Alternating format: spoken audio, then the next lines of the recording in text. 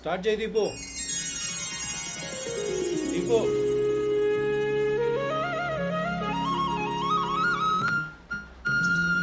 దీపు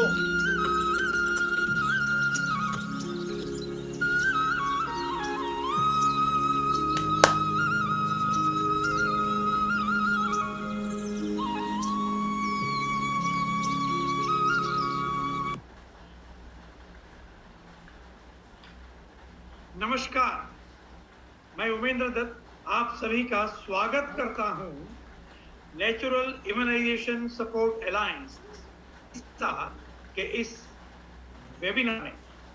आज बृहस्पतिवार है, थर्सडे है। आज रात को 8 बजे हमारा ये जो वेबिनार है ये विशेष वेबिनार है, और जो पिछला संडे को वेबिनार हुआ था रविवार को, उसी का भाग 2 है। पिछले वेबिनार का विषय था industrialisation of food, messing up with food, health and environment. आज उसी का पार्ट 2 है, और आज इसी के भाग 2 में हमारे पास 2 मेहमान, आदरणीय टोनी मित्रा जी। टोनी मित्रा जी का जन्म तो वैसे भारत में हुआ था, पर टोनी मित्रा जी फिर कनाडा में हांगकांग में भी रहे, अमेरिका में रहे, और अब कनाडा में सेटल हो गए हैं। आप एक मैरीन इंजीनियर थे, और ये जो ग्लाइफोसेट है, ग्लाइफोसेट के खिलाफ आपने एक बहुत बड़ा अभियान छेड़ा और कनाडा सरकार को कंपेल किया, मजबूर किया कि बहुत बड़े पैमाने पे वो जांच पड़ताल करे। उसकी कहानी टोनी जी खुद बताएंगे, और टोनी जी ने किताब भी लिखी है, poison fruits of North America. चर्चा की बात है, और बहुत दमदार एक संघर्षशील व्यक्ति हैं टोनी जी। टोनी जी के साथ साथ हमारे दूसरे साथी आज के हैं मेरे प्रिय मित्र रोहित पारिक। रोहित पारिक भी बहुत नई नई पढ़ाइयाँ पढ़ के देश विदेश में काम किया, कॉर्पोरेट जगत में भी कभी काम किया। वो गांधी जी, सर्वोदय और सनातन धर्म के अनन्य श्रद्धालु और अनुयायी हैं। आप धार्मिकता से, अध्यात्म से, समाज सेवा के कार्य के लिए विशेष प्रवृत्त हैं। रोहित ने जिस प्रकार की पढ़ाई की, वैसा कोई और व्यक्ति होता तो वो पैसा कमाने का सोचता। रोहित उस सब से हटकर अलग तरह का व्यक्ति है। रोहित जो आज बात करेंगे वो कुछ फोर्टिफिकेशन की बात करेंगे, और हमारे पूरे भोजन पर जो आक्रमण है, कॉर्पोरेट हमला है जो भोजन के ऊपर, रोहित उसकी बात करेंगे। तो सर्वप्रथम मैं आज अब निमंत्रण दूंगा टोनी मित्रा जी को। टोनी जी आइए, आपका स्वागत है। Namaskar everyone. Can everyone hear me? Yes, everyone hear you. Okay, I have a presentation. I thank Umendra ji and Kheti Virasat Mission as well as NISA for giving me this opportunity to address you all. I will try to start my presentation and check with you if you can see it.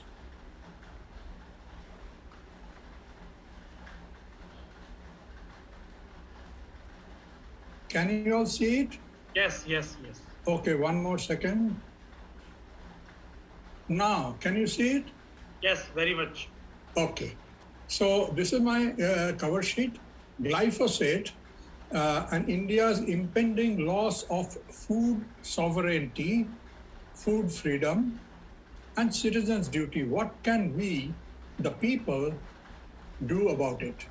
I am a Canadian citizen, passport holder, but I'm also a dual citizen of India. I cannot vote or stand for election in India, but I can do pretty much everything. And so I consider myself also a citizen of India. I have had interaction with Indian politicians over glyphosate for quite some time. Okay, so moving on to the next slide. Who am I? I was born in India, lived in Hong Kong, USA, Canada. I worked all over the world. I've been settled in Canada. I'm a retired marine engineer. I managed to single-handedly get the Canadian government to test all available food grown locally in Canada as well as imported from 168 countries around the world for presence of glyphosate in each kind of food. No country ever, anywhere has done this test. The Canadian government did not do it easily. I had to go after each politician for 5 years. I contacted 1,000 politicians one by one, all parliamentarians of upper and lower house, all provincial MLAs of my province and nearby provinces, all mayors of all cities and all councillors of most of the towns in Canada. It took me 5 years, single-handed, nobody helped, till one parliamentarian MP from Ottawa finally took up my cause and demanded on the floor of the Canadian Parliament that the government answers Tony Mitra why the most used poison in agriculture is not being tested. If the answer of the government is that they don't want the people to know, then government must tell Tony Mitra, this is why we are not testing. Ultimately, because of that issue raised in the parliament, the Canadian government allocated multiple millions of dollars, and for next many years they did the test, and they gave me 8,000 records, which I analyzed and found out that what everyone suspected was actually correct. North America, USA and Canada combined, produces far and away the most toxic food on the planet Earth for any category. Anything that they grow, it is more toxic than the same thing grown anywhere else. This is why North America is the sickest country among all advanced nations. This is why obesity, autism, everything. Now, why glyphosate is so important and not some other pesticide? There are lots of pesticides, lots of weedicides, lots of other industrial pollutants. All of them are bad. Why single out glyphosate? Two reasons. One, it is far and away the most used. If you, for instance, add up all the other pesticides, how many kilograms are being used in a particular country per year, and then you add all of them up, and there will be only this much. And then you add glyphosate, the amount will go through the roof. This is one reason. It is enormously more used. This is no comparison between amount of glyphosate used and anything else. This is one reason. Second reason, glyphosate is unlike any poison we have ever come across. It is innocuous, it doesn't look like poison, it doesn't even behave like poison. You don't die immediately like, arsenic or potassium cyanide or something like that, or a neurotoxin or something. But it is a synthetic destroyer that gets into your biology. And by biology, I do not mean human biology. Every living organism, from bacteria to an elephant or a blue whale, anything that lives has biology, and glyphosate has a means that is quite unique to start destroying your biology. This is the second reason. I did not know the second part much. I learned it from a handful of scientists that are still able to research this subject. Science has become totally corrupted. You do not get funded if you want to find something that will be a problem for the product by the industrialist, by the agro industry. So you don't get funded, you lose your lab, you lose your job. It has become very difficult to find an honest, capable scientist still able to be engaged in this kind of study. That is why the number of scientists that are doing cutting edge research on the damages that glyphosate does is handful. You can count them in a finger of one hand, and all of them are getting old. They are unable to give it up because it's so passionate. They know how bad it is, but no young scientist is joining because nobody wants to be unemployed and pauper. I mean, scientists are humans. They have children. They need to pay for their mortgages. They need to put their children through school. So nobody wants to touch a subject that is taboo. This is why science has been so corrupted. This is why getting an honest scientist who is doing this kind of research somehow, who still man get a little fun from here and there, is so rare. And my good fortune is almost all of them are American. Some of them are not living in America anymore. They have moved on to other countries, but they're all trained and born, with exceptions. A few are Europeans and so on. There have been a few even in India. I knew them, but never mind. Most of them, the most important work being done at a cellular biological level about glyphosate are from America. My good fortune is I have befriended them over the last 25 years. And despite me being a marine engineer, I have learned how biology works at the cellular level, at the immunological level, at the genetic level from these great gentlemen. And I do not know why they take so much time to train me or talk to me or call me up, but they somehow have gotten a great fondness for me. I have been enormously enriched by them. Without them, I would not have gone onto this path of vendetta, of a crusade against the Canadian government and the world about glyphosate. I would not have done it if I did not learn from them just how bad glyphosate is. All right, next slide. So, history of glyphosate. You probably know or probably don't. In the 1960s, it was marketed by a company called Stafford Chemicals, and they used to use it for cleaning boiler tubes. Yeah, industrial boilers, which are like 2-3 stories high boilers that generate high pressure steam for running turbines and power plants and so on. Those boilers have these tubes about, say, 2-3 inches diameter, thousands of them between a drum, water drum at the bottom and a steam drum on top. And the water is circulating between them all the time. A huge flame is going through them, heating up the water inside the tubes, and the steam is being generated and so on. Now, scale forms inside this tube, just like you get scale at the bottom of your kettle. That is from hard water with the minerals. They deposit. It's not a chemical bonding. It's a physical deposit of these particles on the surface of the tube, just like in your kettle. And that greatly interferes the heat transfer, and the boiler efficiency drops, and you have to burn more and more fuel to do the same job. At some point of time, it becomes impossible. You have to stop and clean the boiler. Now, it is easier to clean a scale where you can see it and reach it, but how do you clean the inside of a tube, which is 3 stories high, and how do you do it? So this is very hard, and they used to circulate mild acids through the whole thing to eat away those scales. The problem with the acids, general acids, is that it will not only eat away the scale, wherever the metal is exposed without scale, it will start eating away the metal as well. So it starts making pits and holes, and eventually you have to cut and remove the tube. And this is a real problem in the industry about high pressure, huge boilers. This company who took over the production of glyphosate, which was originally invented in Japan, but they didn't find any use for it or whatever, so this company bought that.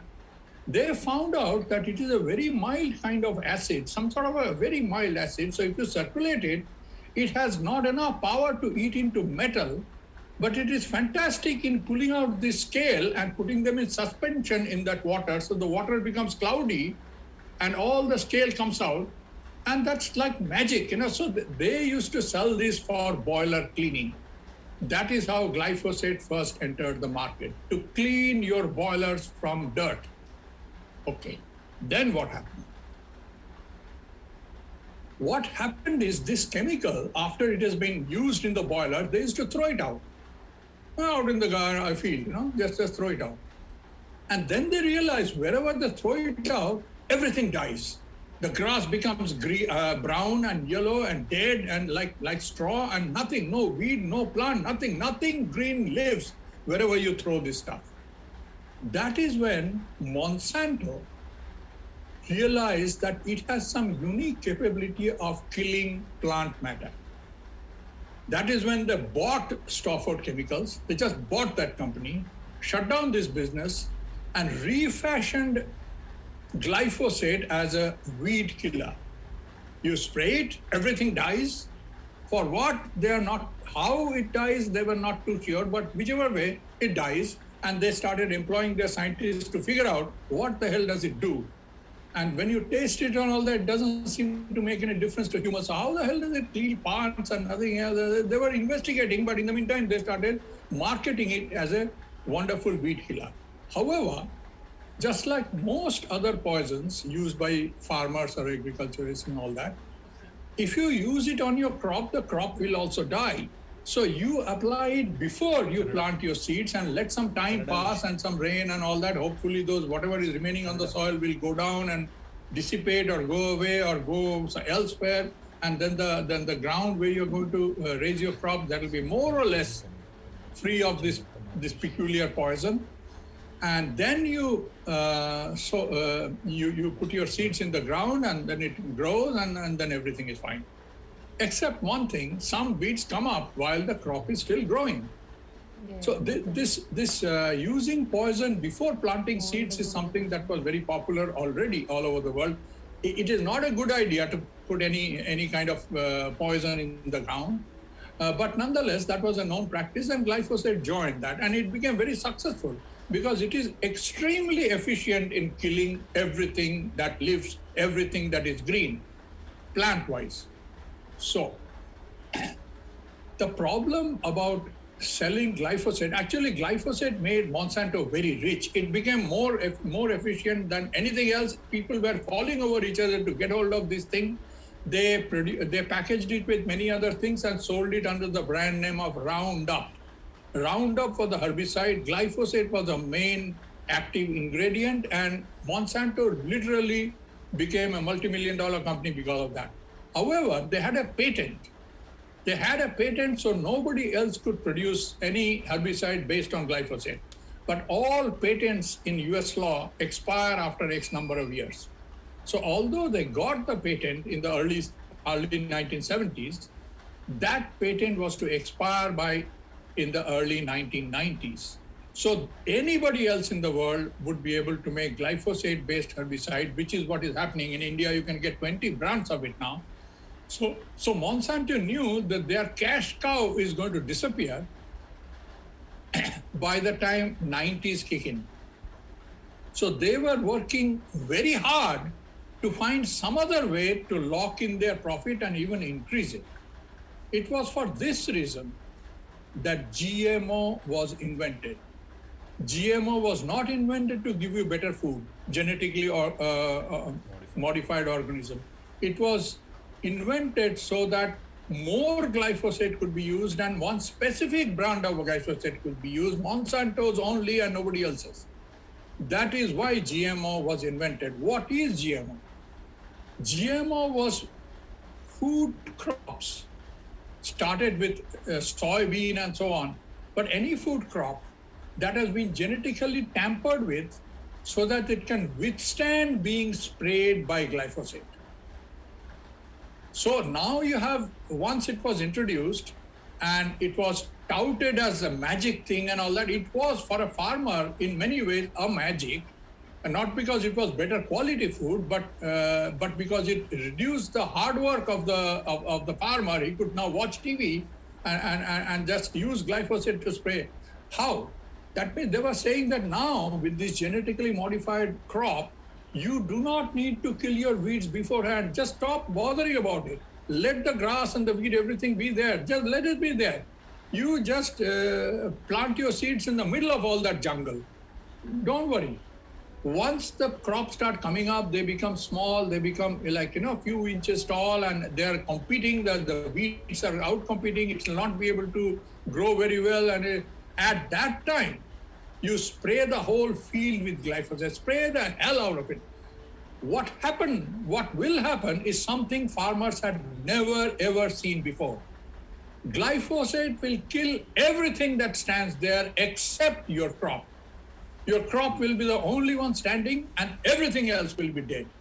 This is a magic that farmers in the world had never seen before, and they literally went berserk looking for this, because this removes a lot of hard work. When your plant is growing and weeds are coming up, you cannot use poison because they'll kill the plant. So you have to manually pull them out. This is backbreaking labor and all kinds of, and in the West, they don't use manual labor, they use machines, and it's a mess, So this was a magic solution, absolute magic. And fortunes of Monsanto literally went through the roof, through the sky, through the stratosphere. Now came the other problems. This GMO was invented as human food for the first time. And because it was now directly being sprayed, directly, not before planting, but directly on crops that are growing, so a lot of this glyphosate got inside the crops. Even if the crop did not die, it was full of glyphosate compared to the previous batch. This is when, in the 1990s, glyphosate started seriously entering the human biology, as well as all animal biology that dependent on foraging on the leftover after you harvest your wheat or whatever crop you're going. The leftover plant is often not just wasted; it is turned into some kind of cattle feed, or goats are allowed to come in and start eating. One way or another, it started entering the biology of domesticated cattle, wild cattle, birds, and many other insects and so on. It started entering the living biology after the 1990s. Then what happened? Then in the year 2000, and after that, 2004, 2005, 2008, something else they introduced. You don't need to use it only on GMO. Even the crops that are not GMO, just conventional or normal, like for instance, wheat or something, or even rice today in India, what you do is just before you harvest it, and they are all using harvesting machines, they don't do it by sickle and hand and all, that's all gone, that's all backdated, that's all rubbish. So machines do the harvesting, and there is a little bit, 1-2% loss of seeds, seed crop I'm talking about, during harvesting machines, because the plants are still living, they are still little rubbery, they don't cut so neatly when the machine blades go around them. Some of them stretch and bend and don't nearly cut, and some of them fall to the wayside and don't get collected into their bins. And so there is a 1% or 0.5% loss of crops because the crops are still alive. If they were dead and become like straw, then the blades will cut them very neatly, everything will get inside the bin. This is one part. Second part, if the crop is completely dead like straw, then the machine can shake them and all the seeds fall out very easily. You don't have to, take extraordinary steps to separate the seeds from the rest of the stock. So the machine, this combined harvester and all that, they started doing that.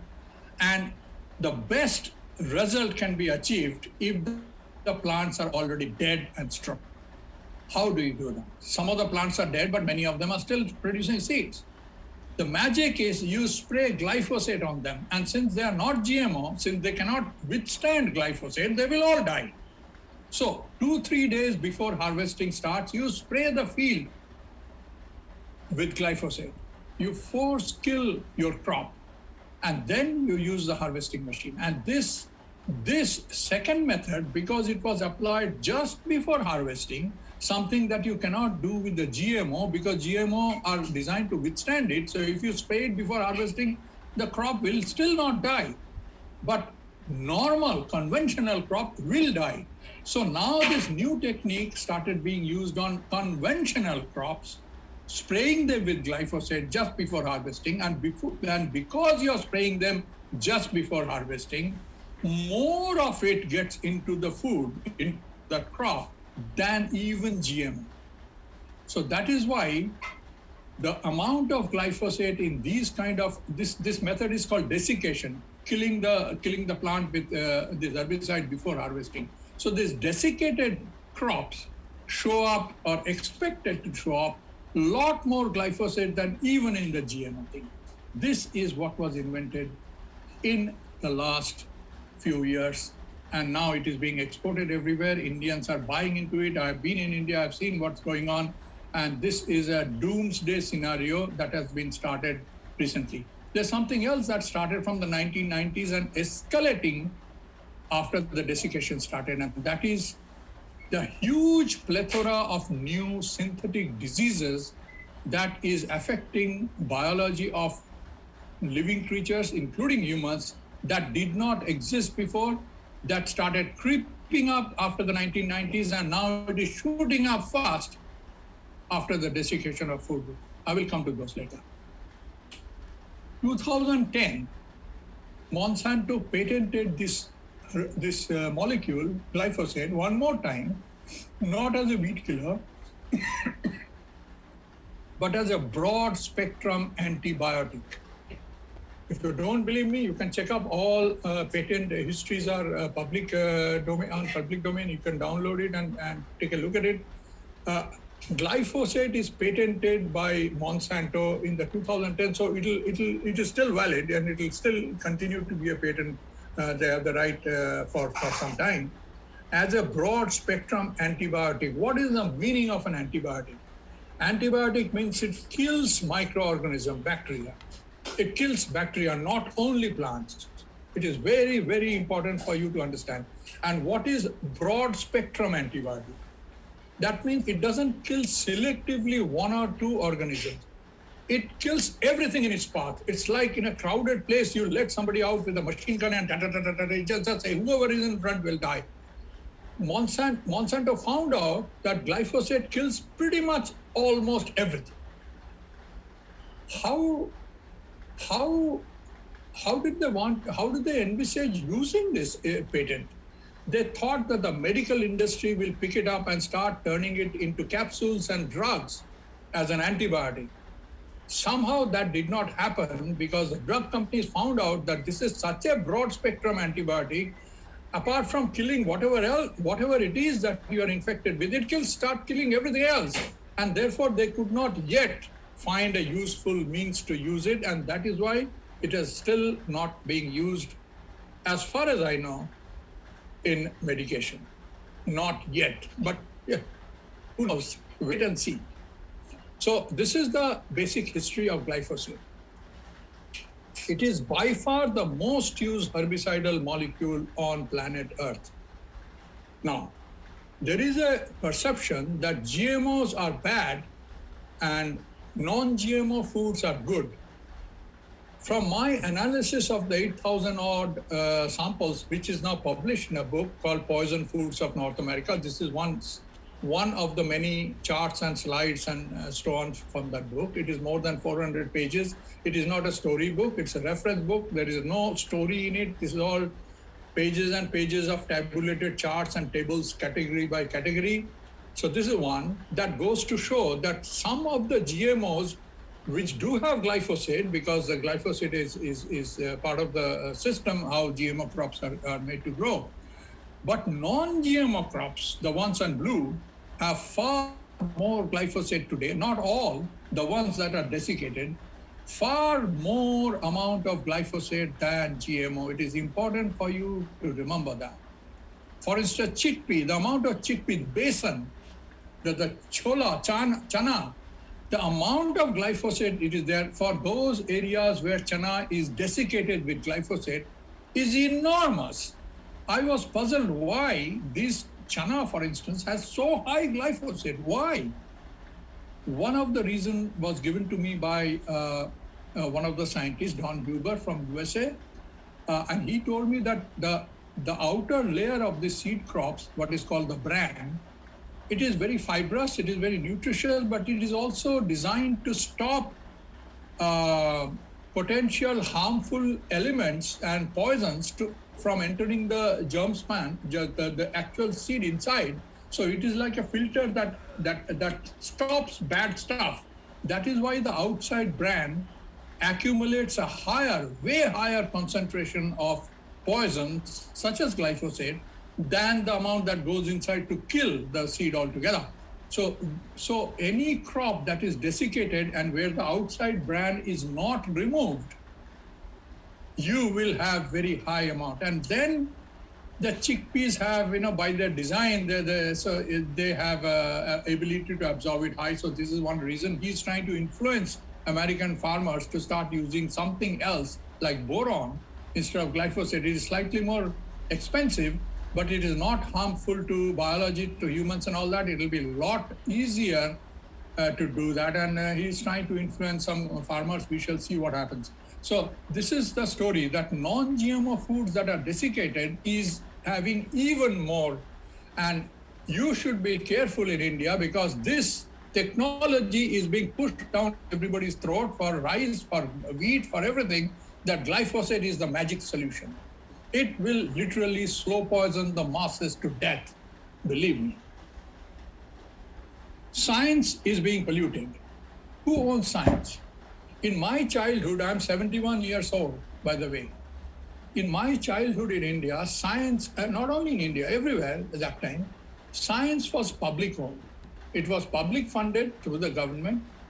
It was designed for public good. Whatever was discovered was used for public benefit.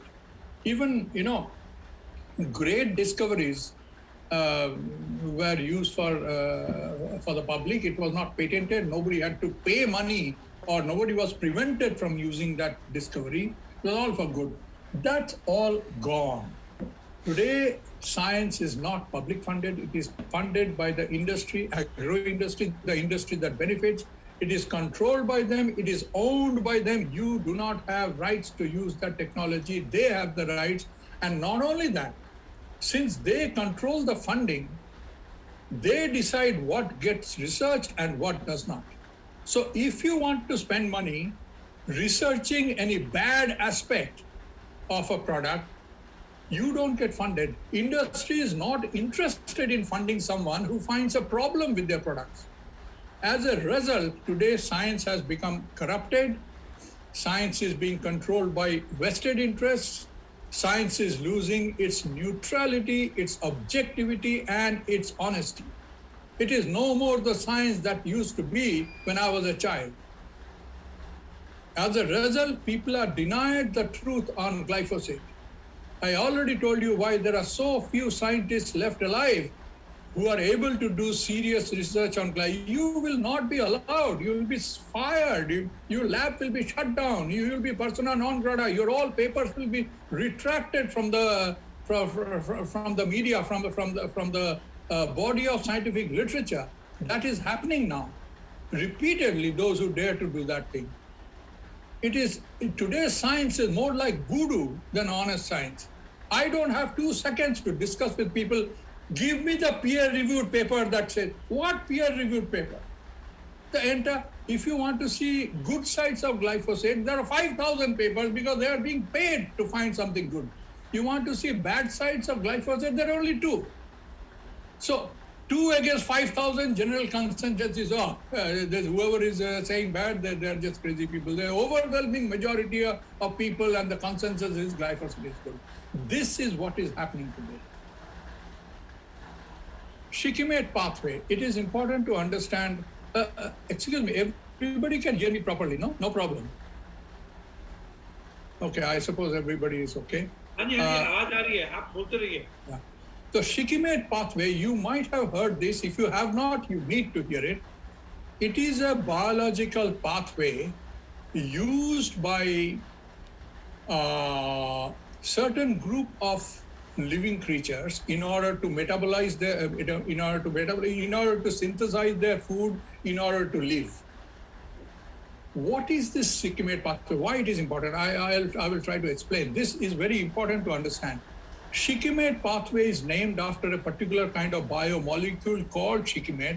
Don't ask me too much detail about it. I'm not a biochemist. I know enough about it. So this pathway is used by a particular enzyme called EPSP enzyme, in short EPSPS, to bind phosphate from another molecule and give it to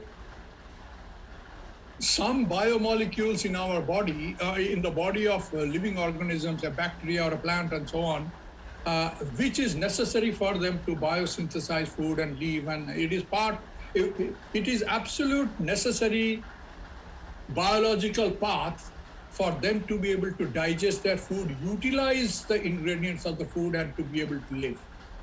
So the Shikimate pathway is absolutely necessary. Glyphosate blocks this pathway That is why all plants die. Now, Monsanto in its patent claimed, and on the surface correctly, that this pathway is not used by higher animals, animals that eat. Plants do not eat, they produce their food. We animals cannot produce our food. We have to eat food already produced by other organisms, and once they die, we eat them. This is the difference between a plant and us. Plants produce their food. We do not produce food. We must eat something that already produced their food, such as plants. Or we eat animals that in turn eat plants. We are dependent on going back to plants. Anyway, so the animals do not use shikimate pathway. We do not produce food, quite like I explained. So therefore, it is safe for animals, but it is bad for plants. So therefore, please approve it in agriculture, because even if it is there in your food, it doesn't matter. You don't use that pathway. This is the claim, on the surface of it, accurate, for which glyphosate was approved for use in agriculture. However, this claim of not harming animals is false, is fraudulent. Why? It is because I just told you that we do not produce food, we eat food. Unfortunately, most of the higher animals do not have the ability to even process the food that we eat, the dead matter that we eat, the something that lived before and not living now. We eat them, but we are still incapable of completely processing, breaking them down into smaller ingredients and rebuilding them to the stuff that we need, our proteins and ours. We cannot do all of that completely, which is why we need microbes in our stomach to do that for us. We are still dependent on microbes. By the way, Monsanto, when it claims that this blocks the shikimate pathway for plants only, they were wrong. It blocks this essential pathway used by all creatures that produce their food, not used by all creatures that eat food, which means it is used absolutely essential for all microbes, for fungi, for bacteria, for whatever else you have, single cell organisms. They all produce their food, and they all use the shikimate pathway. So therefore, if you use glyphosate, you do not just kill plants, you kill everything up to plants. You kill the entire mass of bacteria. I told you, broad spectrum antibiotic. It kills everything, every bacteria. We cannot process our food without our gut microbiome, and our gut microbiome cannot tolerate glyphosate. So even if glyphosate does not directly kill us, it stops our ability to process the food properly. And not only for our nutrition, this gut bacteria does umpteen number of things, including making our immune system work. Our immune system is worth nothing if the gut microbiome is not there. We have no immune system left. So when you have glyphosate in your food, you are seriously harming yourself, even if you do not directly use shikimate pathway. It is important for us to understand this. It took me a long time to understand it properly. I have a habit of interrupting the scientists. I'm an engineer, I'm not a cellular biologist. Wherever I didn't understand, I would stop them out. And they were patient enough. It is remarkable how patient they are to teach me biology from that way up till I could fully grasp it. If I do not fully grasp it, I don't want to talk about it, because I don't want to be, haphazard. That argument is fraudulent. Today, most scientists know it, but the industry is suppressing this like there is no tomorrow. A few people that talk about it, actually did lab tests and produced evidence, they have been shut down, they have been vilified, they have been told, oh, this guy is getting old, he's senile, he doesn't know what he's talking about, blah. They disappear from media and so on. It's happening today, very seriously happening today. The world of bacteria. Now, photosynthesis, we all know that the chloroplast, the greens of the leaves do photosynthesis and all that. But It was not invented by plants. Plants didn't come to the planet first. The microorganism, the bacteria came. I don't want to talk about whether it came by naturally or God implanted or came from, I don't want to go there. But the first creatures, living creatures that appeared on planet Earth more than 4 billion years ago were what we would call like bacteria. Basically, there is protea and archaea and other distinctions today, but never mind. Very, very small microorganisms, single-cell microorganisms that were able to live on their own in this primordial soup that was planet Earth, mostly water, mostly quite hot, mostly with toxic elements in the air and in the water and all that. We would not be able to survive in a minute because there was no oxygen, zero oxygen. It was full of carbon dioxide, methane, and all kinds of nasty stuff. But some bacteria survived. And how do they survive is because they invented the biochemical process of manufacturing food. They are the one who invented photosynthesis. In order to manufacture anything, you need energy. Where do you get your energy from? Some bacteria get it from heat directly at the bottom of the trenches where the new land is being formed by plate tectonics. But most of them were floating around on the top of the surface and they were getting their energy from the sun. They invented the process of how to use photons, I mean, sun's energy, to use it in the factory in their stomach to grab hold of carbon dioxide, which was everywhere, and wrench apart the oxygen from the carbon, and then use the carbon for making carbohydrates or whatever, release the oxygen in the air. I mean, I'm not joking. This is what they were doing to produce proteins, produce carbohydrates, produce lipids, everything from raw material. They were producing food from scratch. It was invented by the bacteria. Once hundreds of millions of years passed, these bacteria were also constantly evolving. They mutate very fast and all that. So they eventually figured out a way of not living each of them separately, but to make a sort of a colony so that they could share their work. Some people become expert in doing one thing, the organisms, and some other organisms became expert in doing something else. That is how the first the colony became the proto-higher creatures. That is how the first group of floating plantation, floating on the water, appeared. That is how the first, what we would call as leaves that are specialized in photosynthesis, appeared. The leaves, eventually these floating things figured out a way of how to anchor themselves on land. This whole thing was happening in water. How to anchor themselves on land, how to grow roots into the soil and use those roots to pull up nutrients like whatever they need. They need phosphate, they need nitrogen, they need this and that. And how to pull them up, how to pump them all the way up through the bark, through the sap, all the way up to the leaves, the tiny leaves. The plants were about this small. And then how to use the sun's energy to photosynthesize and use it in that factory to produce whatever the plant needs. The plant kingdom invaded the land at that stage by a symbiosis of microorganisms. I'm using the word bacteria generally, but it's not all bacteria, but let's say like that.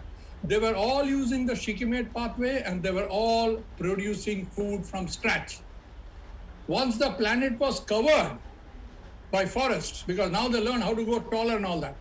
Once the plant was covered by forests and millions, hundreds of millions of years have passed, their dead leaves and rotting carcasses, this and that was all, rotting leaves and wood and all that petrified was covered around the surface of the earth. So, and nobody was eating them. Every plant was still producing more food and more food and more food, and they were dying and adding up the organic matter around the surface of the planet to a stage where it was now possible to evolve another kind of creature who would no more need to produce food. They would be able to eat what is already been produced for the last 500 million years. They would be able to eat it and somehow process what they eat so that with little work, they would be able to create their own molecules. Doing it from scratch needs a lot of work. But eating something that has already produced the kind of, more or less the kind of food that you need, and just breaking them a little bit and then reconfiguring is a lot less work, lot easier. And because you're not anchored, you do not need to be anchored somewhere to grab things from nutrient. You can move where food is more available. These animals had mobility. That is how the first of the insects appeared. Insects do not produce food. They digest what was already living. But they too, like us, cannot process all their food. They have a stomach which is full of microbes doing it for them. They were the first to have a microbiome in their stomach. And then onwards and onwards and onwards and onwards came us. I'm saying all this to understand that bacteria remains the base of all life on Earth. Trees would not have been possible without them. Insects would not have been possible without them. A snake or an amphibian or a frog would not be possible without them, and higher animals like ourselves or a snake, reptiles and all that, and mammals would not be possible without them. Nothing will be possible without the world of bacteria, and glyphosate systematically kills all of that because of blocking the shikimate pathway. I hope I have done my best as an engineer and not a cellular biologist trying to tell you how bad this stuff is. So photosynthesis, sunlight plus CO2 plus air plus water is food. Production of biomolecules, symbiosis help evolution of plants. This symbiosis, we cannot live without them. We have several trillion microorganisms in each of our body. Their genetic code, total genetic code of all this is 200 times the size of our own genome. We are dead in the water without them. And glyphosate tries to hurt them seriously. They don't want them to live. Plants invented land, colonized the planet, I covered it. Nobody ate any food, everybody was producing food. Then enter animals. With enough vegetation, stage was set. No need to produce food, you eat what is already produced and keep on recycling them. We die, our organic matter doesn't destroy itself unless you cremate him or something. It gets recycled and goes back to nature. That is the work of our microbiome. The genes and functions. Bacteria, fungus, I have covered this already, so I will just quickly go through the points. I can give it to you all as a PDF and you can follow it later on and you can ask me questions or all that. I'm not an expert minded. I'm a messenger. I learned it from scientists.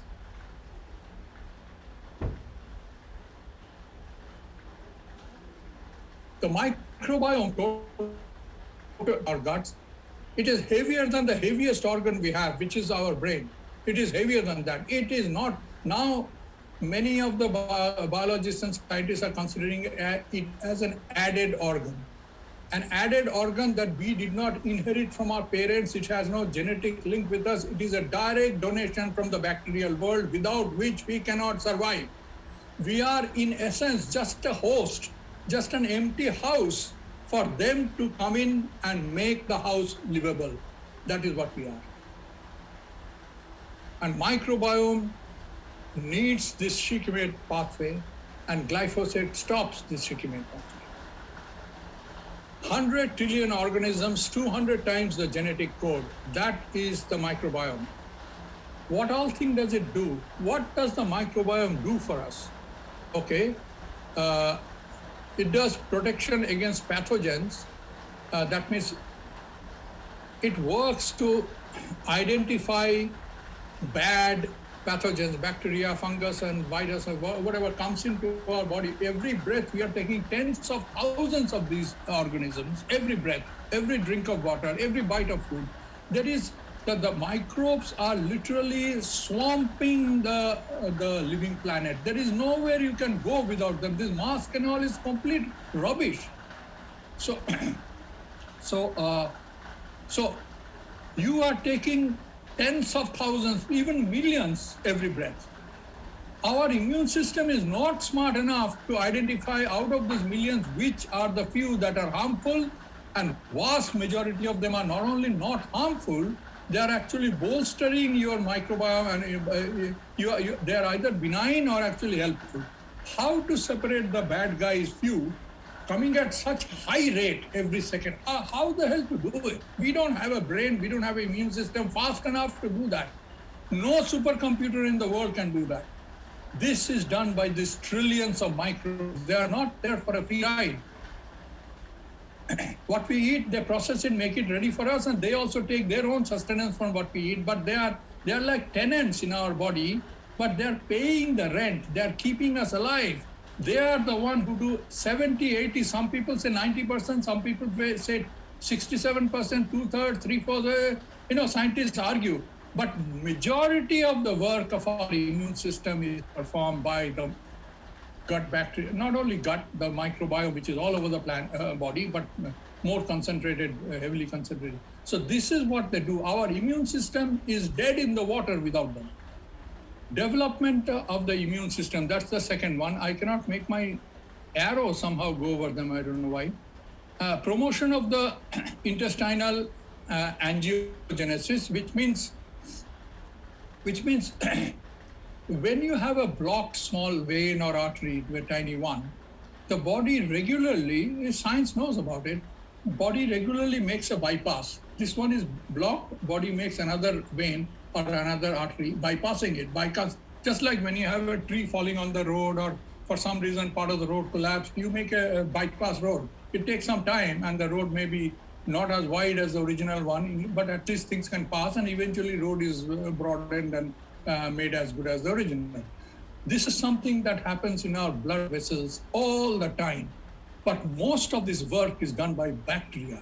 We do not know how to do it. We don't have a mechanism. We don't have workers that can go there and make a hole in the artery and make another synthetic pipe and connect. No, we don't do that. It is being done synthetically by the bacteria using the same material, biological material that the arteries are made of. So that's something that they do. Promotion of intestinal and angiogenesis, promotion of fat storage. Now, what is fat? I learned that there are 4 kinds of molecules, 4 kinds, not 4 individual kinds of molecules, but 4 family of molecules in our body, in the body of most organisms. One is the nucleic acids, the DNA and the RNA that are blueprints of what we are, who we are. That's one. Every cell has it.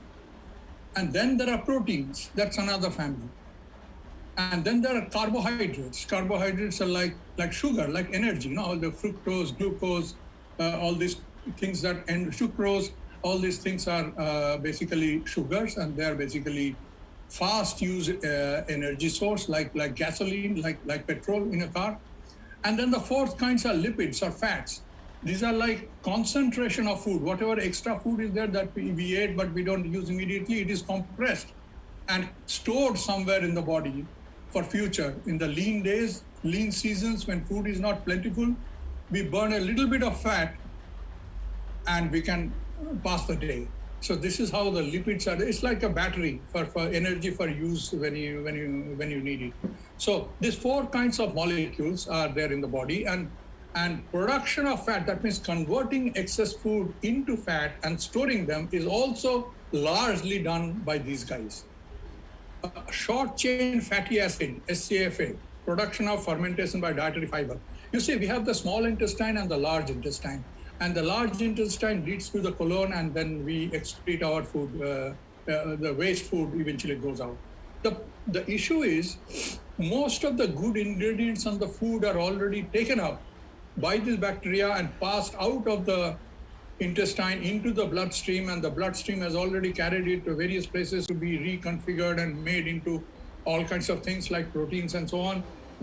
And all that is done. So by the time the remnant reaches the large intestine on the way out, most of the good food is gone. However, the walls of the intestine, the large intestine and all, they still need nutrients. The walls themselves are made of cells that need food. And also it needs processes.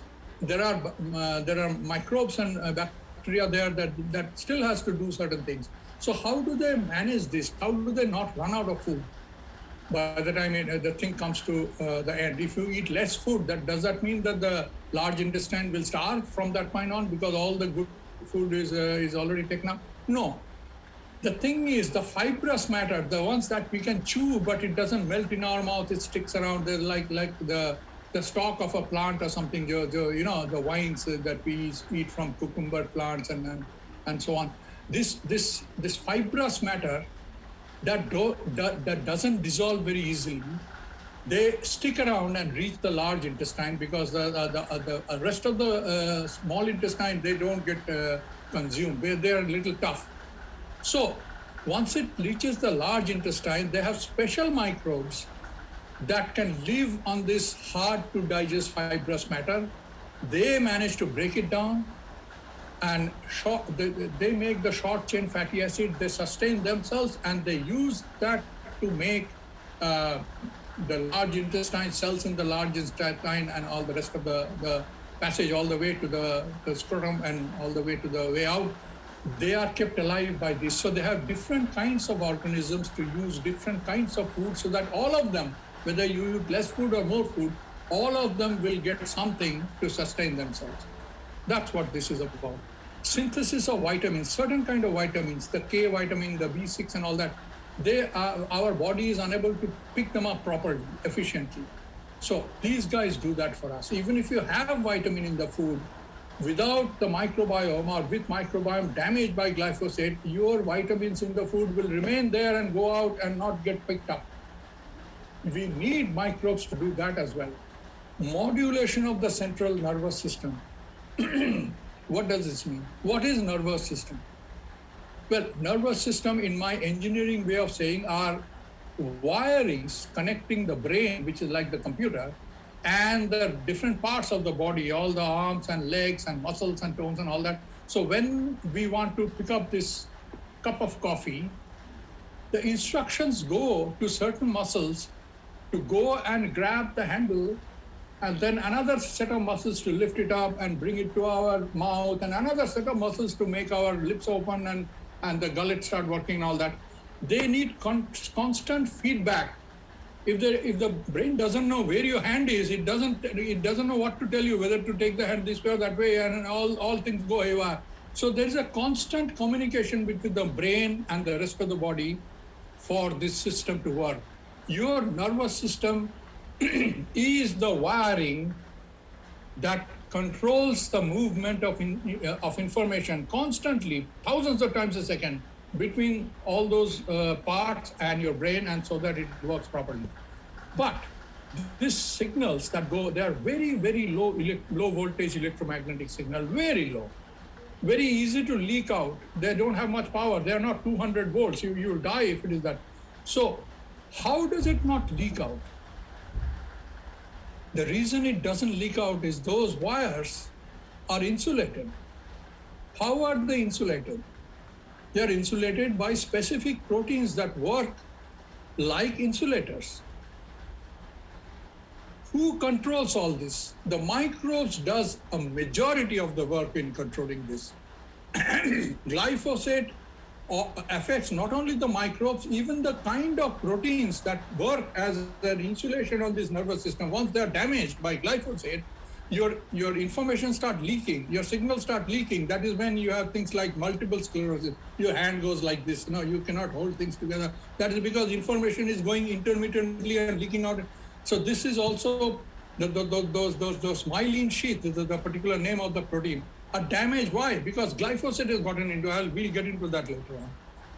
So glyphosate disrupts almost everything here. Proteins. Why do I put? I told you there are four kinds. Tony Yeah. Yeah. Can you make it some short? I think that we need a full class of viewers along with a Hindi translation, because farmers are asking me. It is a very high class English, and mostly our farmers use only glyphosate. Okay, I think that you should start winding up. We will have a special session for you, for the farmers, with a regular translation, intermediate translation of either in Hindi or in Punjabi. Carry on. You need to now find, though it's very interesting, I don't want to say, but I think we have to. So should I shut down now? It's 27 minutes. Should I shut down or should I carry on? It is a. I can speed up. I mean, those who understand English, I don't know if everybody is compromised. You can take another 5 minutes. मैंने जी ये भी कर सकते हैं कि ये वाला पूरा कर लें, मैं फिर बाद में अपन फोर्टिफिकेशन वाला बाद में भी कर सकते हैं. But I was supposed to take. Okay, done. हो गया. Tony.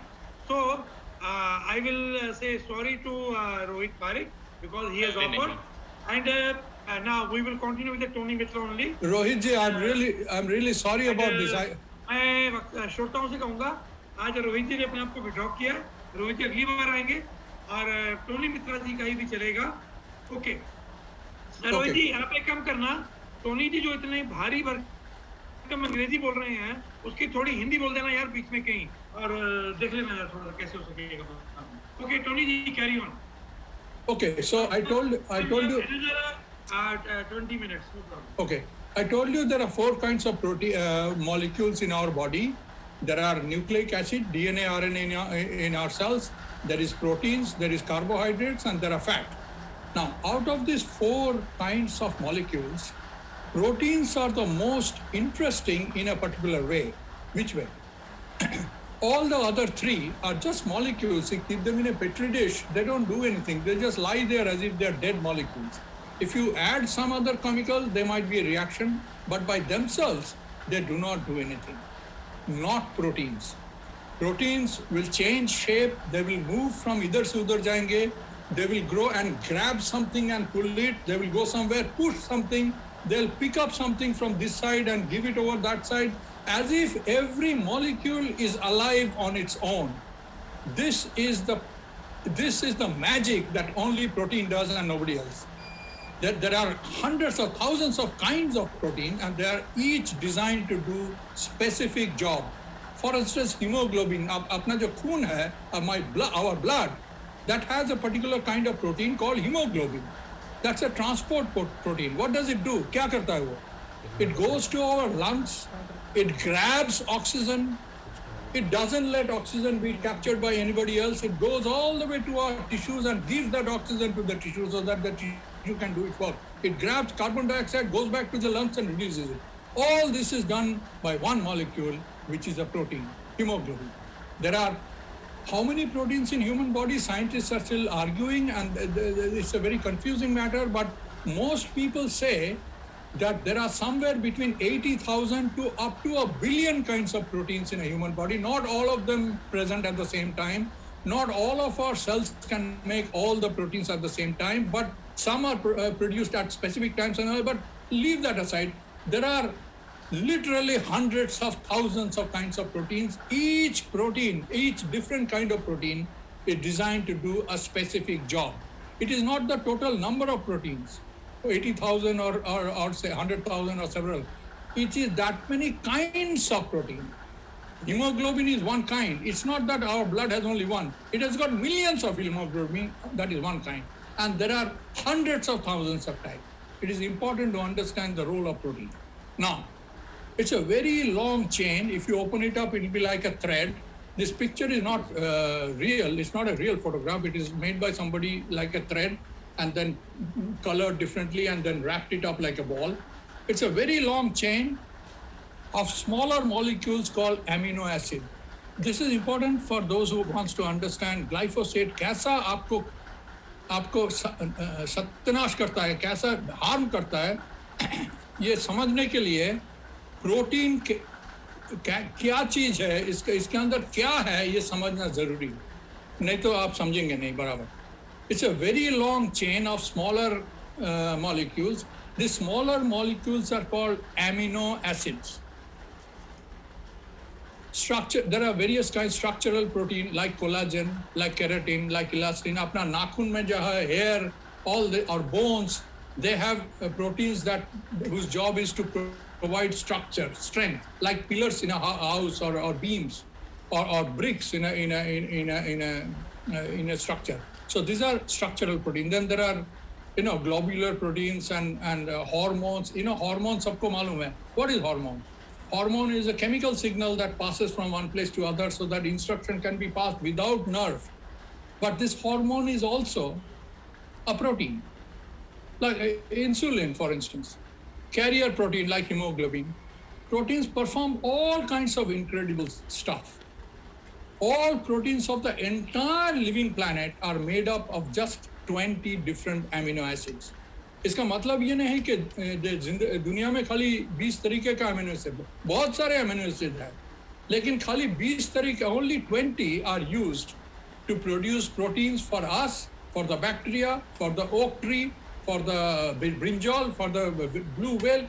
Every living creature on earth have proteins, and every of those proteins are made up of different arrangement of these 20 basic amino acids. Important to understand.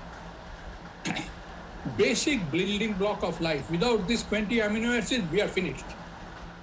Now, glyphosate and glycine conundrum. This is the most complicated scientific part. The chart was made by me. Most scientists know about it, but they didn't have a ready-made chart, so I had to sit down and make it. बहुत सारे scientist से पूछ के ये chart मैंने बनाया. इसमें there are 20 amino acids, all these green things, the rectangles, glycine, alanine, valine, isoleucine and leucine, and all these are individual amino acids. इसमें 20 हैं, 20 of them are there, green colored, and all these 20s are used to make all the proteins of every living creature on this planet Earth. So, when we eat an egg, when we eat an eggplant, whatever be, they have protein, they have animal protein, plant protein, all kinds of protein. They have the same 20 ingredients, not in the arrangement that we need, but the ingredients are still the same. All the microbes and the digestive system has to do is break them down into these 20 amino acids, pass them out of the blood, out of the intestine into our bloodstream, carries it to factories where our proteins are made. They are rearranged into the sequence that we need, and magic, we got our own proteins. So we need to eat something else that has a protein so that we can break it down and make our own proteins. This is the basic, one part of the basics of digestion.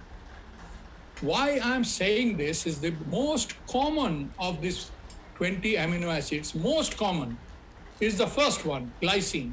सबसे छोटा है, सबसे simple shape है, सबसे ज़्यादा है. What do you mean by सबसे ज़्यादा? For example, some of the proteins like our structural proteins जो अपना cartilage में, bone में, इसमें है, नाखून में, all this structure.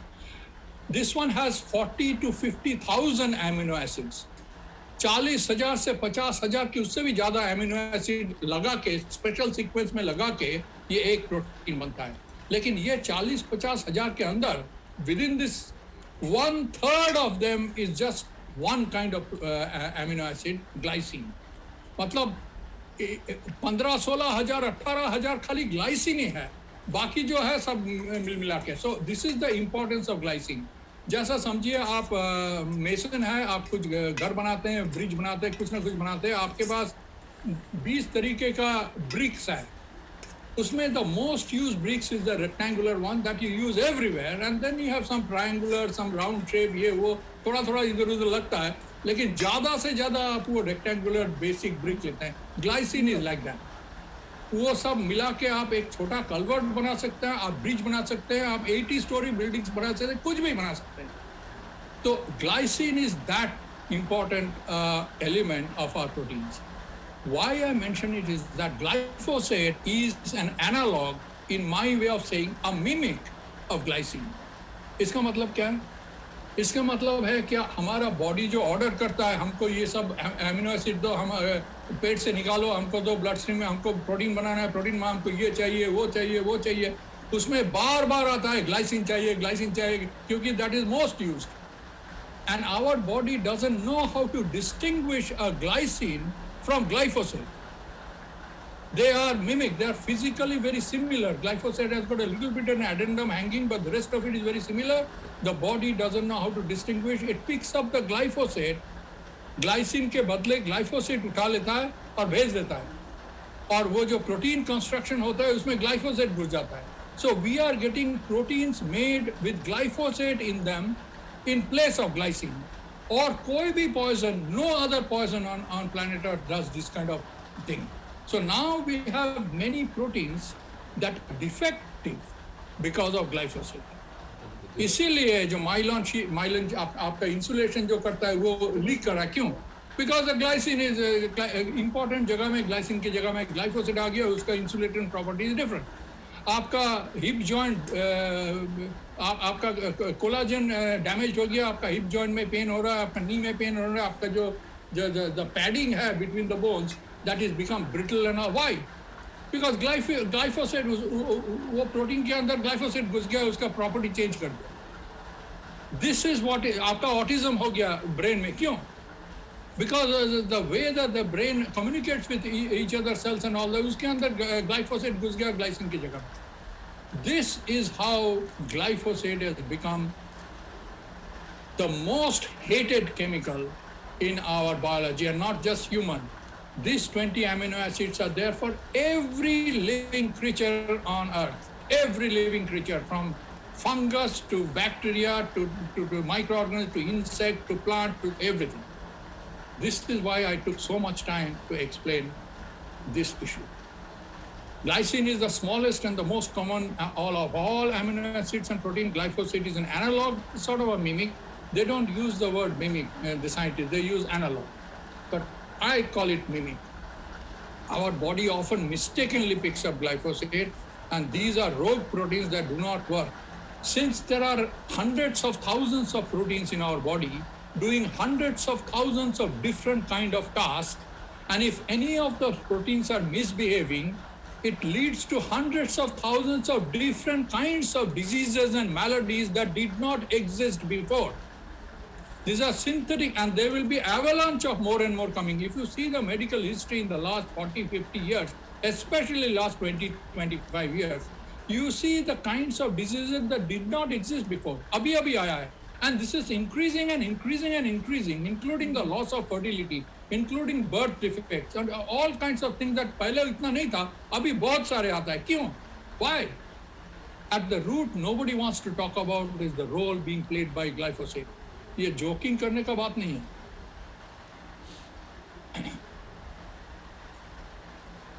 Okay, what is glyphosate other than अभी तक जो बोला? It's a chelator. What's a chelator? It's a chemical thief. उसका मतलब क्या है? उसका मतलब है कि उसके आजू बाजू में कोई मिनरल है तो वो पकड़ लेता है. Apart from whatever else it does in our biology, it is also grabs onto minerals. इसका मतलब क्या है? इसका मतलब है, समझिए आपको आयरन दरकार है. हाँ, ये जो हीमोग्लोबिन बोला जो काम करता है, लंग्स में जाके ऑक्सीजन पकड़ के इधर उधर लेके जाता है. How does it do it? Because the protein itself lacks one item that needs to be put into it from outside, one atom of iron. It needs to be put in the middle of hemoglobin. That iron has attraction with oxygen to make iron oxide. So the hemoglobin goes to the lungs and opens up the door for the iron so that any passing oxygen is grabbed by it. And once it grabs and becomes iron oxide, it wraps itself and doesn't let it release the oxygen anymore. And it goes to the tissue and opens and squeezes. वो iron oxide का गला पकड़ के ऐसा खींचता है तो oxygen निकल जाता है. ऑक्सीजन निकल जाता है, वो टिश्यू को देता है, बाद में it grabs the iron again and closes its openings and then brings it all the way to the lungs and exposes it again. So hemoglobin cannot work unless an external iron atom has been put into it. वो iron atom आता है कहाँ से? खाने से. Your food has got iron, it is demanded that picked up, and a newly made hemoglobin is implanted with iron. The existing hemoglobins are already there. But अगर आपका खाने में आयरन है, आयरन रिच केमिकल खा रहे हैं, आपका doctor बोल रहा है you look very pale, I'll give you iron tablet, all that is fine. But खाने में और पिल्स में जो आयरन है, पेट में जो गया है, उसके साथ साथ में अगर ग्लाइफोसेट भी रहा है, वो ग्लाइफोसेट आयरन को पकड़ लेता है because it's a chelator. It attracts minerals like iron, and it has got enormous strength. Body cannot take it out. So you are having iron in your food, but your body cannot pick it up because glyphosate has stolen it. And it's not only iron. Most minerals, glyphosate is a chelator of almost all metals. Molybdenum ho, iron ho, chromium ho, kuch bhi ho, zinc ho, wo pakad leta hai. As long as there's enough glyphosate around, your minerals are gone. So you have to give more and more minerals to saturate the glyphosate and still have some extra left. This is what I mean by that. It's an antibiotic, it damages our immune system, ye to bole hain. Endocrine disruptor, it's a hormonal dysfunction. Your hormone ko disrupt karta hai. Our system of releasing hormones at the right time is disrupted by glyphosate, which is a reason for the, part of the reason for the birth defect. क्योंकि pregnant women, जो placenta है, where the fetus is growing, much of the activities of the fetus is controlled by hormones released by the placenta. The placenta itself is a kind of an organ. And this hormone release is also disrupted by glyphosate, so the fetus get bloody affected.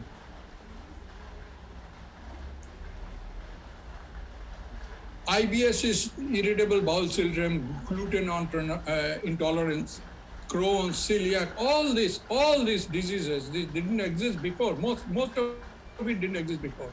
Most of it that come now. Most of it are because of glyphosate. It crosses the blood-brain barrier. The brain needs the purest of blood. Shuddh khun, ekdam purest of pure blood. It doesn't need any impurity. So the body is designed to pass the purest of blood, and there is a barrier, like a filtering system. Any impurity gets blocked there, and only pure blood goes to the brain. Glyphosate is easily able to go through this barrier and start spoiling your brain. It bioaccumulates. What is the meaning? That means some poisons, they do their harm and immediately rejected by the body, so it never gets to a high level. But this one accumulates. So even if you are getting very small dose, very small, to do any serious harm today, it will accumulate, and over a period of time, it will have enough to start causing you harm. That is why long-term exposure to low levels of glyphosate will still harm you. Destroys all biology. There is no biology living anywhere on planet Earth that is not affected by glyphosate. Glyphosate should not be allowed on planet Earth. Forget about agriculture. It should be banned from Earth. One Mahabharat will not be enough to talk about everything that glyphosate does. One Mahabharat will not be enough. Here are the pictures sent to me personally from the east coast of Canada by butchers that kill the hunting. Hunting license hota hai, those that have killed the deers, and they go to a special butcher jahan usko special tarike se usko kaata jata hai, so that the head and other parts are preserved properly. Or taxidermist ko denge to usko mounting karke wall mein, all these things. That guy contacted people saying that abhi jo deer marta hai, first of all, wildlife is going extinct in Canada. But apart from that, those that get killed, they have peculiar, uska mouth dekho, the upper jaw is big and lower jaw is so small, the palate is exposed. I never, kabhi aisa dekha hi nahi hai pehle, 10 saal, 20 saal pehle aisa dekha hi nahi, aajkal sab aisa nikalta hai, kya baat hai? तो उधर the local people उसको बोला, hey, इसका picture उठा के Tony मित्रा को देख, वो west coast में बैठा है, वो बता सकेगा. So that guy called me up. I did not know him. He called me up and sent me these pictures, and I knew what was the reason. This is the birth defect caused by glyphosate, but I cross-checked it by passing it to that scientist, Miss Judy Hoy of Montana, USA, to reconfirm. And she went and go through and she reconfirmed that this happened before because iska mother, while she was pregnant, was eating plant matter in the jungle, which was sprayed by glyphosate, because they spray glyphosate not only on kheti, even on forests. Why? It's a complicated story. Lots of money involved, lots of corruption involved. So the wild animals are going extinct because the babies are born with various kind of defects. Some of them do not grow, so you don't see them. Some of them manage to live, and you can see it cannot eat properly with this kind of jaw where the two parts don't meet properly. They cannot eat properly, so they are not healthy enough, they are not alert enough. they get caught by the hunters earlier. The smart ones escape, and they are the ones who get shot. And that is what happens. So this was sent to me, and it confirmed that Canada is greatly affected, not just humans, everything, by glyphosate.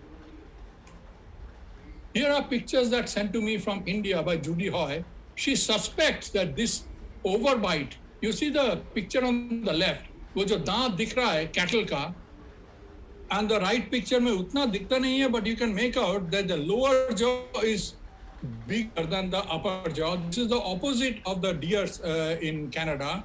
This is called an underbite. The other one is called an overbite.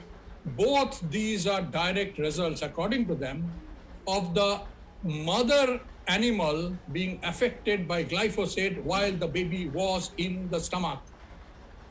And this is only one of the defects, one of the minor defects. There are more serious defects that we won't know, but this is visible and this is easy to identify. I do not know whether it is Indian. It was sent to me. I did not take the picture, so that's why I said Indian question mark. But आप लोग जो गाय भैंस पालते हैं अच्छी तरह देखेंगे तो ऐसा मालूम पड़ेगा. This is from Argentina. This is the birth defects happening in rural area of Argentina. A particular photographer, जिसका name इधर है Pablo Piovano, he had gone to the rural Argentina jungle area and he heard stories that lots of babies are born with serious birth defect. Many of them die. Some of them जिंदा रहते हैं थोड़ी देर 5 साल 10 साल 15 साल बाद में मरते हैं. So he went and took pictures of them. He was a photographer. By motorcycle लाके गया था. And then he started asking questions. And it turned out that the mothers of these children, who may have more children, but only these ones are defective.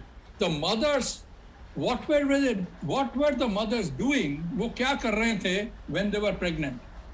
They were spraying glyphosate on a special tobacco plant in the jungle, in the middle of the jungle, done by an agro industry, growing GMO tobacco, which can withstand glyphosate. So they were spraying, हाथ से spray कर रहे थे. They got intoxicated. They imbibed it, and birth defect took place. The child on the right side, whose spine is broken at birth. It's not broken afterwards. It cannot be repaired. This disease is called spina bifida, broken spine. This I later on found out is a very common problem, not this severe maybe, at different stage of severity in India today. Is there a link? Well, scientists need to research this, and scientists are being prevented. In Argentina, this guy eventually published the book. Eventually, a movie was made. I contacted them. I took their permission to use some of the pictures, and they said, you can, as long as you don't make money, you raise awareness, you are allowed. That is how I have these two pictures. These are sent from India, and I don't know if all of them are, maybe some of them are not from India. The right side one is a hand sketch, and left side are photographs. Basically is the spine birth defect in the spine, which goes all the way from your crotch all the way to the head. And some of the issues are where the head the skull is not formed, brain nikal gaya hai thoda bahar, and the babies are born, they don't live long, they usually are stillborn or they die. Right side is the penis of a male, whose opening is not at the tip of the penis, but at the base. I have never seen like this before in my life. But apparently this hypospedia, this disease, is very common in India today. It was not there 20 years ago, 30 years ago. It's very common. And operation karta hai, drill karta hai, the baby too. I mean, it's a horrible story. When I went to talk in India 2 years ago, and I asked the villagers, "Aisa aap log kabhi dekhe?" Lots of women raised their hands. That apna gaon mein 4 bachcha hai aisa. So I later on found out that this defects in India is 4-5 times more prevalent than the world.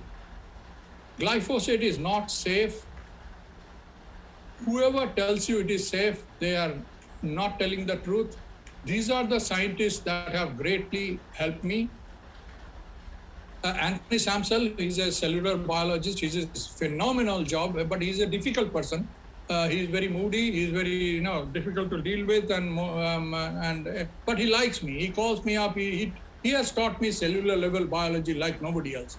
Stephanie Seneff is from MIT.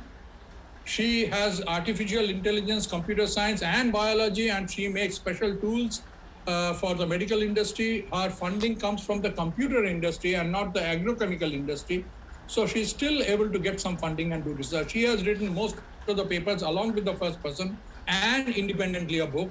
She is absolutely against both vaccines and especially glyphosate. She's a good friend of mine. I spoke with her yesterday also. Don Huber is a retired biologist and a plant pathologist, and he was once employed by the US government as a bioterrorism expert. इसका काम था biological terror से America को बचाने के लिए.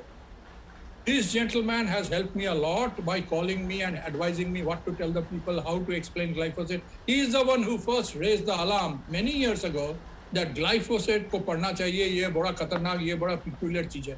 He told me that उसका काम था earlier to save America from bioterror. इसने बोला कि हम अगर टेररिस्ट खुद होते थे और खुद एक बायोकेमिस्ट साइंटिस्ट होते थे जो अजीब तरीके का मॉलिक्यूल आविष्कार कर सकते हैं, and if I want to really hurt America in a way that they will not realize, and by the time जब तक समझेंगे तो it will be too late, I could not have invented anything better than glyphosate. This gentleman told me, and now the terrorists can laugh because America is doing it to itself. This is Don Huber. The last is Judy Hoy, who is a wildlife biologist who has got enormous record of wildlife, from birds to insects to animals to cattle, who are affected when they are in the mother's womb by exposure to glyphosate. She is the one who's given me all these pictures and how to look for it and etc. etc. I am more or less done. The rest of it is we can cover it more another time. This picture is not from India, but the news covering is from India. Okay, autoimmune disease is rising in India. I took this headline out of an Indian paper while I was there. Mainstream media is not reporting about the connection with glyphosate, but mainstream media is beginning to write that India में all kinds of diseases are now rising in the last 20-30 years, जो पहले नहीं था उतना. Some media in India started talking about my involvement, alerting Indians that Indians are getting poisoned by imported dal from Canada. It is not only killing the local farmers, it is also poisoning Indians because Canadian dal is very poisonous. I have the data with me. So this even reached the Indian Parliament because one particular MP took it up and asked the food minister hard questions. And so I managed to rattle the Indian government also a little bit. Glyphosate in all this kind of, you can see two kinds of this at the bottom, there are row 1 and row 2, which means how much glyphosate is there in the local foods of these two kinds of countries. In row 1, there is Australia, Colombia, Canada, Greece, Poland, Taiwan and Turkey. India isme hai. Isme average is 250 parts per billion. The same crops in these countries. And in row 2, which is the rest of the world, it is very low. So certain countries, glyphosate is increasing dramatically. India is one of them. It is good to understand. This all is part from my book. All this data is from the book. Tony ji, yeah. I think we should conclude because discussion bhi karni hai. Okay, very good. Very good. I'm more or less done. It's almost an hour. It's a complicated subject. Thank you so much, and maybe another time. Okay. Now I request Dr. Avadhesh Pandey. And after Avadhesh Pandey, Nishita ji can also speak. Okay, over to Dr. Avadhesh Pandey. Mitra sahab, you spoke so well, so well. I was just glued to the screen while you were speaking. Nothing could have been better. Thank you so much. It was a pleasure listening to you for the last 1 hour, and I just couldn't imagine कि 1 घंटा बीत गया. And the amount of work that you have done is commendable. It's commendable. Tremendous. I wanted to ask you one thing and also lead your mind to a few more things apart from glyphosate, which I'm sure you must be on your radar. I'm sure about that. One is fluoride and one is RO water. Both these things, fluoride is a neurotoxin and RO water is the same thing. If you put RO water on grass, the grass turns brown. and we are conned to believe nonsense by saying that RO water से ही आप this house has got ये RO water. What? जैसे जी. वो ठीक है आपका जी. प्रश्न, पर मेरा निवेदन था, आप भी डॉक्टर हैं, आप न्यूक्लियर मेडिसिन के व्यक्तियां बहुत लोगों पे करते हैं, तो ये जो ग्लाइफोसेट वाली पूरा इशू आया, आप क्या फील करते हैं कि इस प्रकार की बीमारी, इस प्रकार की डिफॉर्मिटीज, वो ट्रेंड कैसे है? एक बार ग्लाइफोसेट को बहुत ज्यादा है, बिल्कुल ठीक बोल रहे थे. Hypospadias and spina bifida, we do a lot of investigations. In fact बच्चों का इन्वेस्टिगेशन स्पाइना बाइफिडा जब भी होता है, kidneys become large and they become hydronephrotic और ठीक से वो क्लियर नहीं कर पाते हैं, and later on बहुत early stage में renal failure हो जाता है because of spina bifida, because of glyphosate. I am very sure I can now draw the connection which Tony Mitra has skillfully told us. Thank you very much, Tony Mitra ji. Okay. Maybe we can communicate with each other. I don't know your contacts, but I can give my email and all that. I will provide, Tony ji. Dr. T. Shiva Prasad Reddy. Yeah.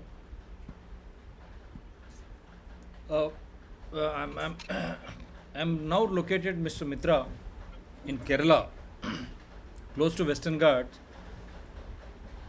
Am I audible? Yes, very much. Yeah. The glyphosate agitation is already on the rise here. There are some PAN organizations on which I have been hosting live shows on these organizations. But believe me, as you rightly said, though mainstream media picks it up, but it is all the other way around. I would like to name some of the state of glyphosate use in India. There is a good organization, Pan Asia Pacific and again Pan India. Very good activists with people like you regularly coming on the show, because I always believed in audio visual presentation of the any issue concerned with farmers, and I highlight farmers issue very regularly and the ongoing agitation and every aspect. I have brought it out live. So if there is a synergy wherein these things become routine and regular, I would welcome on DRTSPR channel or environment people or anything. Mr. Mumendra ji. Okay. Nishita ji. Yes, sir. Namaste, Umen ji. Namaste, Tony, sir. It was wonderful, extremely eye-opening and horrible. To sum up in one word, it's really horrible to understand all this, what is going on. And now we can correlate that so many congenital birth defects cases are, appearing day by day. So now we can correlate that this is one of the main factors. It's really disturbing, and I think we should take this issue up in a massive way and educating women who are, cooking every day, who are consuming all these. So we have to go back to the organic farming, organic things, and this has to be spoken up in a wide arena. And I'm so thankful to Umen ji कि आपने आज ये issue raise किया. इस issue पर आज इतनी बड़ी चर्चा हुई है, और मैं तो जैसा डॉक्टर साहब ने बोला कि हम रुक ही नहीं पा रहे थे. अगर डॉक्टर साहब और भी, टोनी जी और भी अगर थोड़ी देर बोलते तो it was very very enlightening. तो उमेन जी, इस इशू पर और भी काम करना चाहिए. ऑर्गेनिक फार्मिंग, मुझे वही लगता है कि हम निसा में हम स्वास्थ्य की और भोजन की, कच्चे भोजन की बहुत बात कर रहे हैं कि रॉ खाएं, हमें खाएं. तो ये जो साथ में आ रहा है, वो जो बता दिया, आप कुछ भी न्यूट्रिशन दे दो, वो शरीर को मिलेगा ही नहीं. सारे के सारे इतनी बीमारियां वो ला रहा है, तो बहुत बड़ा मुद्दा है. तो मुझे लगता है कि उस पर बात करनी चाहिए. वो हम कभी चाहेंगे कि निसा का जो बड़ा पैनल है उसके साथ बातचीत करके एक स्टडी मीटिंग अलग से करें. आज मैं बताना चाहूंगा, जो हमारे मित्र फेसबुक पे या यूट्यूब पे डाल रहे हैं कि ये हिंदी में होना चाहिए, तो मैं टोनी जी को कहूंगा हम एक बार कोशिश करेंगे टोनी जी, एक बंगाली आदमी जो कनाडा में पिछले 20-30 साल से रहता है, उसका हिंदी जैसा भी होगा, वो हिंदी बोलने की कोशिश करे, और ठीक करने के लिए हम जैसे लोग रहेंगे, तो क्योंकि वो उत्तर भारत के बाकी जो किसान इस्तेमाल करता है उसको मालूम होना चाहिए। पंजाब में सबसे ज्यादा ये इस्तेमाल होता है, तो पंजाब के किसान के, हरियाणा के किसान को मालूम होना चाहिए। तो हम हिंदी में करेंगे जल्दी ये। और सुबीर शाह महिलाओं को भी ये बात बहुत अच्छी तरह समझानी पड़ेगी उमेश जी, क्योंकि हमारी गृहिणियां बहुत सजग हो रही हैं, बहुत ज्यादा इस हर चीज में इंटरेस्ट ले रही है। तो ये बिल्कुल आप प्लान करिए एक हिंदी वाला सेशन। सुबीर शाह जी, आपने कुछ कहना है? अरिजीत जी, कुछ कहना है आपने? क्या हो रहा है असम में? असम में तो चाय पे भी होता है। हेलो, हाँ Subir ji, sorry I was muted anyway. So जो है म्यूट। जी जी जी, सुबीर जी बोलिए। ये तो एक मतलब I heard this because I have been working with government of West Bengal department of agriculture for last 5-6 years. As part of that, I have been having an opportunity to meet a lot of farmers, lot of things, and I have seen the overusage of fertilizers and pesticides randomly in Bengal. I think after Punjab, Bengal is now getting into trouble. But I was really taken aback by this glyphosate. It is something I did not understood that this is the magnitude of calamity. So thanks to Tony Ji shares. I mean also Bengali Tony Ji. So I'm really proud to connect with you. This is amazing platform, and Umesh ji is making it really high contribution for the nation. So I personally, always worried about this, that we are talking like, we'll do good food. But I asked yesterday also in the group, where is the source? हाँ मिलेगा, because the corruption is so deep level. The corruption of the cultivation is so deep level, industrialization is so deep level. Getting अच्छा खाना तो अभी नामुमकिन है, ये तो बहुत बड़ा मुश्किल है. And those who can afford little premium food, probably they will have little less chemicals, but I don't know how much. It's very difficult because see, I am actually planning to explore a opportunity to do a small cultivation for my own family in West Bengal. Okay. So my problem is my neighborhood, all farmers are utilizing all this poison in their soil. So even I don't do, my soil is not free. My soil will not be free, right? तो मेरे को मजा ही नहीं आ रहा क्या करे, मतलब there is no way you can actually get rid of this unless you do a revolution. Okay. That's why I will stop. It is already long session. And Tony ji, I think it's marvelous, too good. But I'm really proud to connect with you and hope I will be able personally in touch with you to understand more about it. Let's see. Ji Okay, Umesh ji, Subir जी धन्यवाद। सुबीर जी, ये वाकई में बहुत बड़ा मुद्दा है, और आपने जैसे कहा, मुझे तो हमको NISA वालों को अल्टीमेटली ऑर्गेनिक फार्मिंग की ओर आगे बढ़ना होगा। हम उसकी बात भी करेंगे आगे। वही हमको ही करना पड़ेगा, हमको ही बनाना पड़ेगा, हमको ही खाना पड़ेगा। हाँ जी, ऐसे ही करना पड़ेगा। अरिजीत जी, अब बोलिए जरा। Arijit,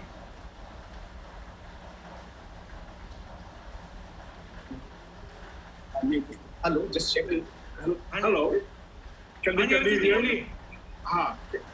See, I have worked in a tea plantation company for a very long time using a lot of glyphosate, especially the Roundup. Now because of this, I have, after having seen what glyphosate can do, I have now gone over, turned to organic farming, and I have a small tea plantation where I am growing my tea organically. And I see that it really harms. It has harmed a lot of people. Because I was with a multinational company for almost 20-25 years. After having seen that it is very, very, very injurious to health, I've just turned to organic farming now. Mostly Roundup. We use mostly Roundup. तो round up के खिलाफ असम में भी खड़ा करना पड़ेगा आपको। हाँ, करने पड़ेगा बहुत खतरनाक है ये। तो वो कहते हैं जो आसाम से चाय आता है उसमें बहुत ग्लाइफोसेट होता है। बहुत हाँ ग्लाइफोसेट होता है, जरूर जरूर। जो ऑर्गेनिक नहीं होगा वो ग्लाइफोसेट हो गए। Roundup, Gramoxone, mostly earlier on it used to be gramoxone, then glyphosate, Roundup, all this. बहुत होता है, बहुत। चलिए किसी और भाई ने अगर कोई विशेष टिप्पणी करनी हो, कोई एक्सपर्ट, तो मुझे बताएं। मुझे लगता है कि हम इसके साथ ही यहाँ संयुक्ता जी हैं, किसी ने कुछ इस बारे में कहना हो तो कह सकते हैं। ठीक है, ओके। हम यहाँ कार्यक्रम को समाप्त करेंगे। टोनी जी बहुत अच्छा, आपकी प्रेजेंटेशन हिंदी में और हमको पंजाबी में बनवानी पड़ेगी। नहीं, वो पंजाब में सबसे ज्यादा ये इस्तेमाल होता है भाई, तो वो आप करिए, हम उसको गुरुमुखी में ट्रांसलेट करेंगे और कुछ करते हैं जरा इसके ऊपर काम, जरा थोड़ा सा ये करने की जरूरत है। सो सबका बहुत बहुत धन्यवाद। आप सभी लोगों ने बहुत अच्छे ढंग से आज सुना।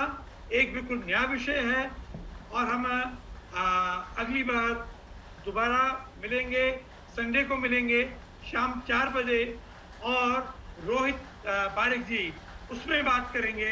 हम भोजन की बात करने वाले हैं, भोजन की स्वतंत्रता, भोजन की शुद्धता और भोजन की संप्रभुता। सो आज मिलते रहिए, जुड़ते रहिए निशा के साथ। नमस्कार।